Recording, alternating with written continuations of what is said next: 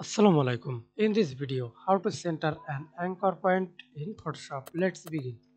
First of all, create a new layer, then go to view tab, click view tab, show, use grid. Then click any shape. I use the rectangle shape. Select the shape color.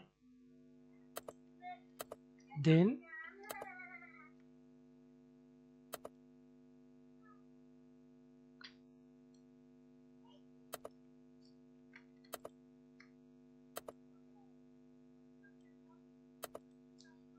okay, then edit anchor point. Click edit anchor point. Center. Center. Okay. Then click and move it center.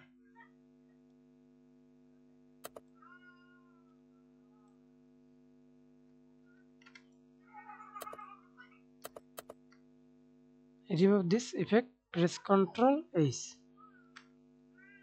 Thanks for watching video. Please subscribe to my channel, like, comment, share.